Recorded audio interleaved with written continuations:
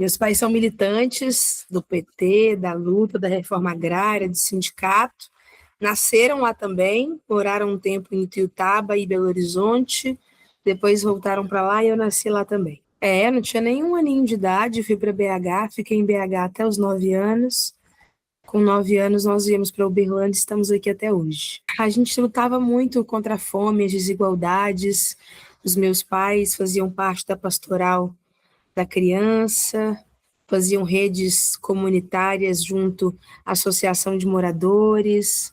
Ações de solidariedade eram o cotidiano da minha casa, de roupa para doação até cesta básica, mutirão de pegar água no caminhão-pipa, só tinha uma bica na comunidade, às vezes a água da bica não era o suficiente.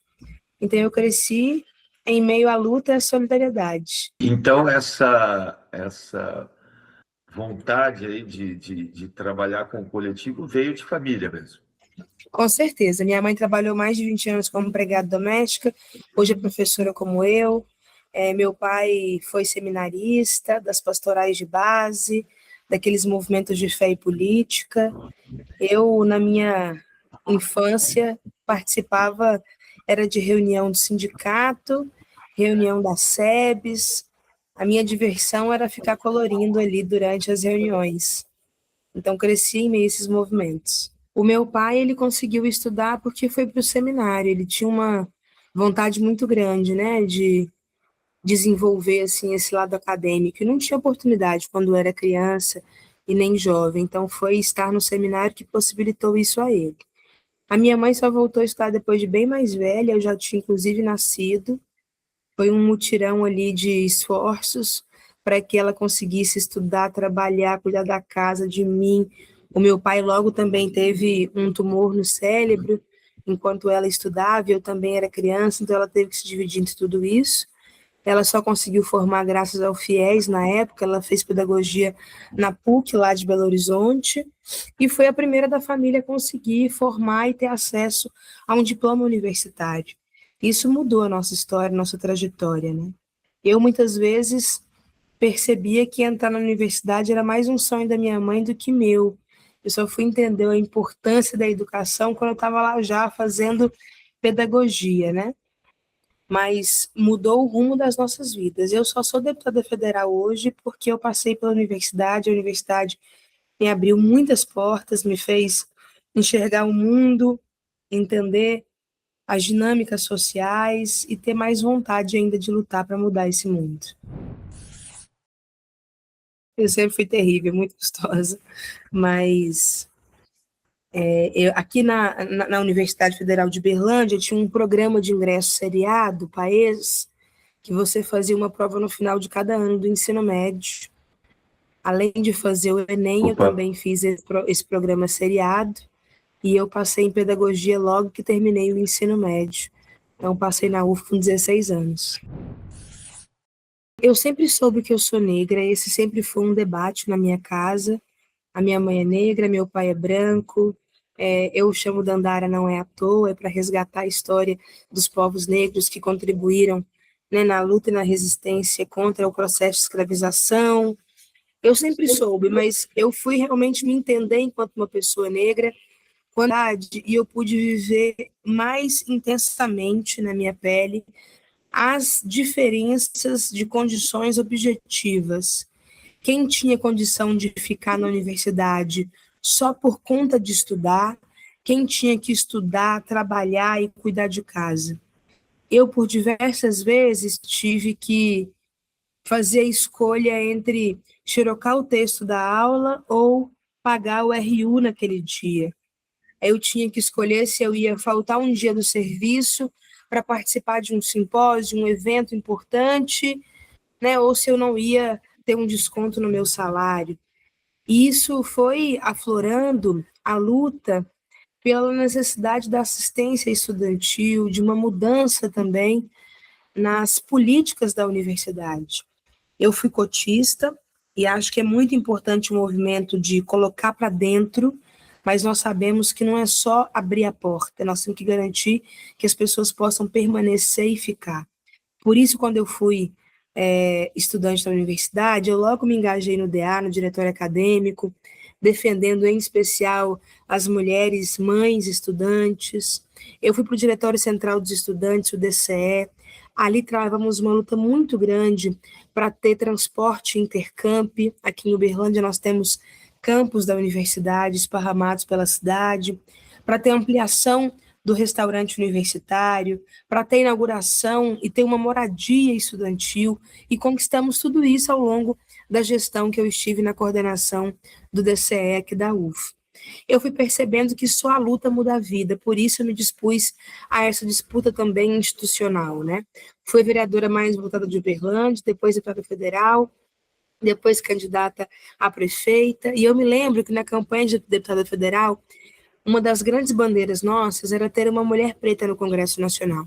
Mas nós sabemos que não basta só ser uma mulher negra, nós precisamos construir a luta antirracista, fazer avançar as pautas de promoção da igualdade racial. Por isso, no dia que eu fui eleita, a ex-ministra Nilma Lino Gomes me ligou, chorando, falou: parabéns, você foi eleita, agora assume essa relatoria da lei de cotas, não deixa acabar e garante melhorias. Nós construímos um amplo movimento de fora para dentro. Eu reuni com universidades, institutos, pró-reitores, juristas, com o movimento estudantil, com a diversidade dos movimentos negros brasileiros, e construímos 10 pontos para aperfeiçoar a lei de cotas. Eu confesso que eu imaginava que a gente sairia dessa negociação com 5, 6 pontos, mas conseguimos sair com 9. Foi um trabalho que exigiu muito da gente logo no primeiro ano de mandato, dialogar com todos os líderes da casa, com os deputados que também articulam posição nas suas bancadas. Apenas o PL e o Novo votaram contra a renovação e o aperfeiçoamento da nova lei de cotas na Câmara Federal. Aprovamos um tempo recorde entre a Câmara e o Senado.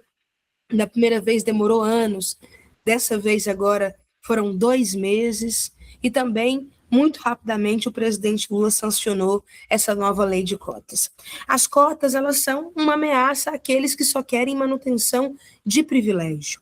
Tem setores na sociedade que se alimentam, que se nutrem das desigualdades.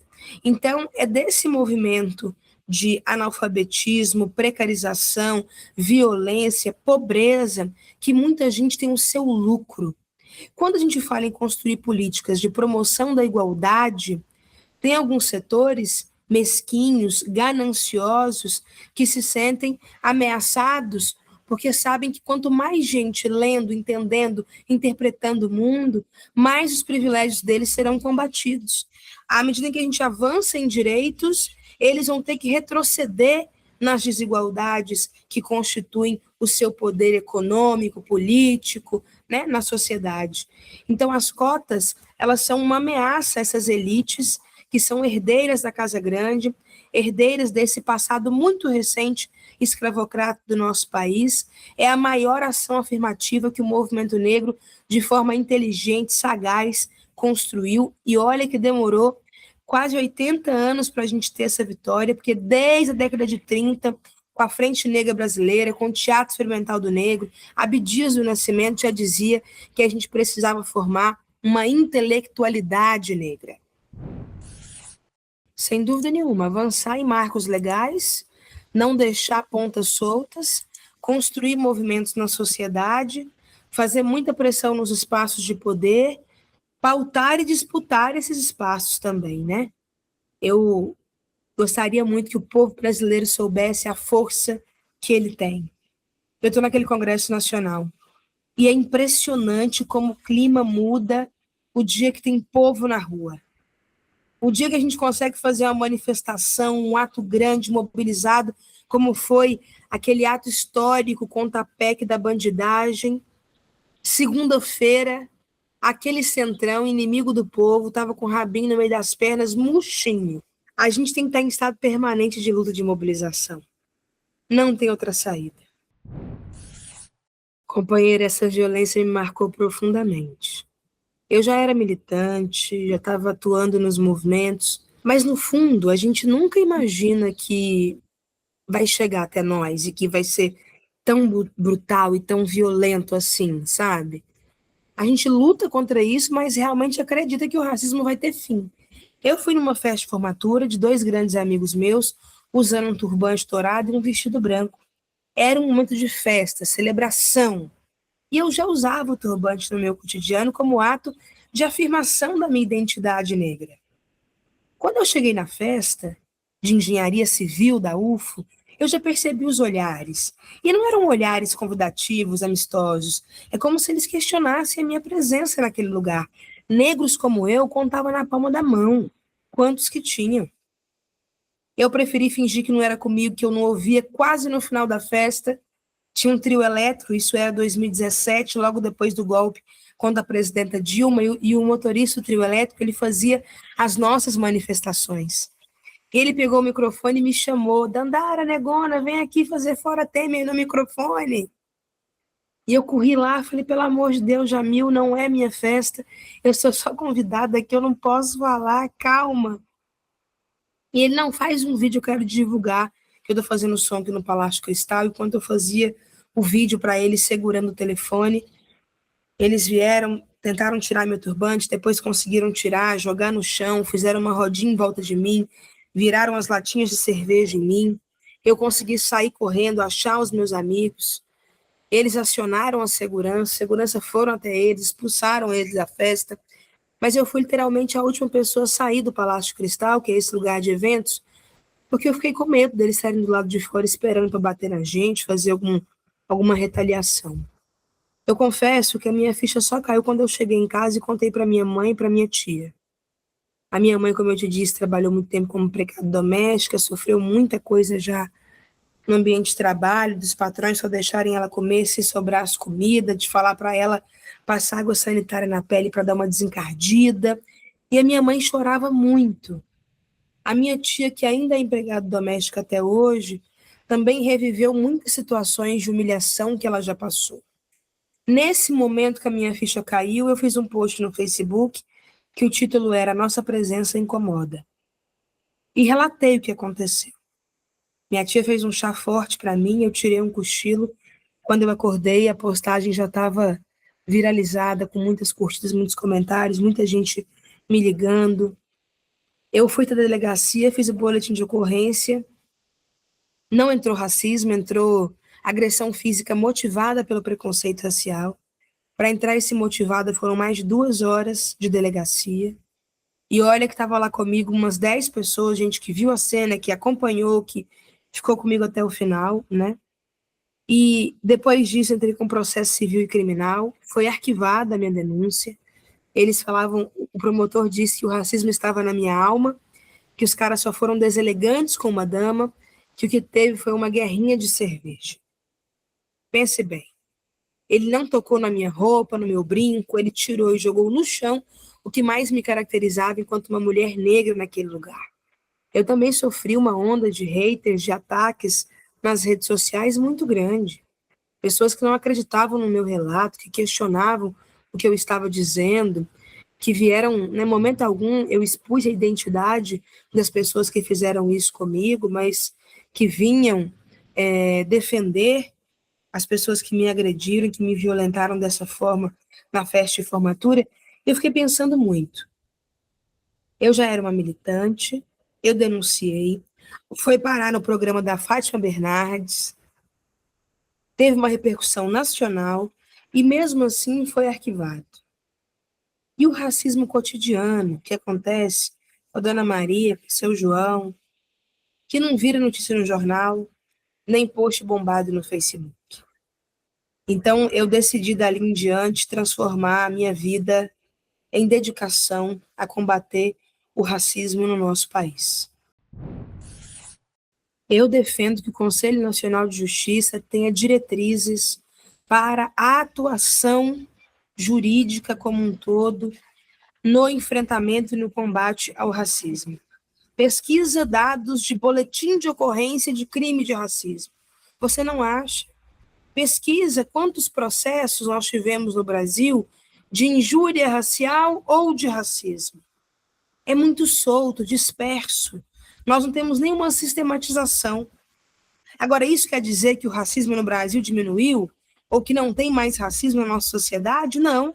Há uma subnotificação, há uma dificuldade em registrar o boletim de ocorrência, há uma série de entraves burocráticos que limitam processos a avançarem no judiciário, há uma minimização da ação de depreciar, agredir, oprimir o outro indivíduo. Há uma tentativa constante de silenciamento desses casos também no judiciário brasileiro. Então, nós precisamos fazer alguma coisa para efetivar as leis que duramente conseguimos aprovar. Nós fizemos uma campanha movimento, com muita força coletiva. Nós fizemos reuniões com diversos movimentos e segmentos que toparam construir um projeto que a nossa máxima é virar a mesa do poder, ocupar os espaços onde ainda não chegamos, ocupar para transformar. Foi uma campanha muito desafiadora, porque minha primeira eleição foi em meio à pandemia. Então, a gente precisava chegar em pessoas, disputar corações e mentes para um projeto de transformação da Câmara Municipal de Uberlândia, ao mesmo tempo que as regras, né, do Covid também nos impunham algumas limitações objetivas de panfletagem, de corpo a corpo. Foi uma campanha muito inventiva, muito criativa, de reunião online, lista de transmissão, chamadas telefônicas. Nós montamos um operativo de call center aqui em casa, que eram as pessoas ligando umas para as outras, para os amigos, para os conhecidos, apresentando a nossa candidatura. Nós também buscamos outras formas de dialogar com a sociedade, fazendo intervenções, abrindo faixas no sinaleiro, né, fazendo a nossa mensagem chegar nas pessoas. E foi uma vitória política e eleitoral, porque eu fui a mais votada de Uberlândia e tivemos 800 votos a mais que o segundo colocado, que é um político tradicional da cidade. A vereadora mais votada a ser uma mulher negra jovem do PT, no Triângulo Mineiro, onde há, né, uma força do agronegócio e do conservadorismo, não é pouca coisa. Então, foi uma campanha muito, muito resistente, muito militante. O verdadeiro empoderamento é a tomada de consciência. A partir do momento que eu entendo como a manivela da sociedade está girando e eu me empodero, dificilmente eu volto para aquele lugar da submissão e da opressão que socialmente foi destinado a mim. Quando a gente fala em empoderamento a partir do conhecimento, esse conhecimento emancipador, esse conhecimento que forma lideranças, sujeitos ativos na sociedade, é claro que esses setores que se valem da desigualdade, da opressão, vão reagir. Eu acho que nós precisamos cada vez mais entender a importância de disputar os currículos, as ementas, as disciplinas. Nós não podemos baixar a guarda. A sala de aula é muito importante para transformar esse país. A formação crítica cidadã, emancipatória, é o que vai, de fato, garantir para a gente uma tomada de consciência capaz de transformar as dimensões de vida. A extrema-direita sabe disso. Por isso ataca os nossos professores, por isso ataca os nossos currículos, por isso tenta descredibilizar a função social da educação, da universidade, tenta diminuir a importância de um diploma, o que é um absurdo. Quantas gerações lutaram para a gente ter o direito a ter um diploma na mão? A disputa da educação, há pelo menos 4 eleições, é central contra a extrema-direita e a direita. Percebam que entre eleição e sai eleição, eles estão colocando a educação no centro dessa discussão. Algumas pessoas, elas se alimentam dos espaços de poder e acostumaram a estar na burocracia enquanto forma de sobrevivência e existência. Quando a gente chega com crítica a um modo operante, com projetos de renovação política, de método, de organização, de funcionamento, isso também incomoda mesmo nos partidos progressistas e de esquerda. Tem gente que acha que o seu micropoder precisa ser mantido. que a forma de manter esse micropoder é engessando, burocratizando, fechando as portas, encastelando uma direção, os parlamentares, e nós não. Nós queremos partidos abertos, democráticos, com participação popular efetiva. Nós queremos uma descentralização, formação política continuada. Nós acreditamos que é muito importante conectar ruas e redes. Não pode mais haver essa dicotomia.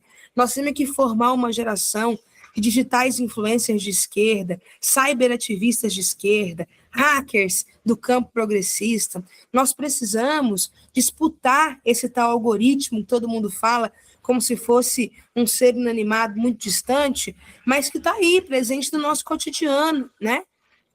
E isso não é visto com bons olhos por muitos segmentos que só querem manutenção de poder.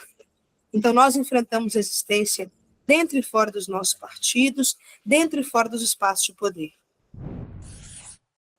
Apesar de todos os avanços do governo Lula, apesar de todas as políticas sociais de combate às desigualdades, de toda a ação nossa voltada para combater pobreza, fome, as eleições de 2024 mostraram que nós precisamos nos conectar com o sonho, com o objetivo de vida das periferias. O PT perdeu as eleições em grande parte das periferias das grandes cidades do Brasil. Olha as capitais do Brasil, olha os votos da periferia. O PT não ganhou. Nós precisamos disputar a dimensão de utopia. O PT só é o partido que é o maior de esquerda da América Latina. O presidente Lula só foi eleito tantas vezes. A Dilma, nós temos 5 governos à presidência da República, porque nós, durante muito tempo, representamos os sonhos da classe trabalhadora. O sonho de comprar uma casa, o sonho de ter um carro, o sonho de ter um diploma universitário, o sonho de viajar, o sonho de comer picanha e tomar cerveja, o sonho de ter uma vida melhor. A extrema-direita está disputando a dimensão de sonho, com essa coisa de coaching, empreendedorismo, de empresário de si mesmo, autônomo, essa crítica ao diploma e à CLT. E as nossas políticas não estão sendo o suficiente para responder a essa dimensão dos sonhos da classe trabalhadora. Eu acho que foi um passo gigante as novas políticas do governo Lula, que pode nos ajudar a reverter esse cenário. O pé de meia chegando aos estudantes do ensino médio, agora esse programa que desburocratizou completamente a CNH, carteira de motorista vai ser um diploma, não mais um lobby no nosso país. Nós vamos votar na semana que vem, logo no retorno do Congresso Nacional, o Gás do Povo, que vai ajudar muita gente também a sair dessa dimensão, né, de precarização, de cozinhar com lenha, né, ainda no fogão a lenha. Mas eu acho que a gente precisa representar também os valores, a concretude, sabe, do que se pensa sobre o futuro. Esse é o nosso desafio. Falar mais também com a subjetividade, não só com a vida objetiva, concreta, material. Eu espero que esteja. Eu espero que se organize. Nós não temos tempo para nos perder em disputas mesquinhas ou individuais. Nós não temos condições de achar que é menor. Demorou muito tempo para a classe trabalhadora brasileira construir uma liderança da envergadura do presidente Lula. Eu sei que outro Lula dificilmente nós teremos, mas uma liderança capaz de guiar e orientar esse nosso projeto, de ser o farol na nossa caminhada, nós precisamos. E precisamos também avançar e apostar no processo de renovação política, sabe? O lugar onde eu cheguei hoje no Congresso Nacional é um CEP. O que vale para mim são os rostos que vieram junto comigo. Sucesso para mim é a gente ter a capacidade de olhar para o lado em uma reunião de lideranças e perceber que eu não sou a única. Se a mesa for pequena, a gente arrasta a cadeira, a gente senta no chão, mas ninguém fica do lado de fora. A esquerda brasileira precisa ser generosa, grande, precisa ampliar, tá de portas e coração aberto para quem quer chegar. Eu acho isso. Obrigada por resistir. O que você faz nas redes é muito, muito importante para nós. Nós temos que disputar imaginário, narrativa, opinião. Eu imagino que isso não deva ser um trabalho fácil. Exige muitas horas de dedicação, de compromisso, mas conta com a gente. Essa eleição esse ano é de fato a eleição das nossas vidas, né? Nós não podemos deixar a extrema-direita, o bolsonarismo retomar. Então, é muita coisa que está em jogo. Muito, muito, muito obrigada mesmo.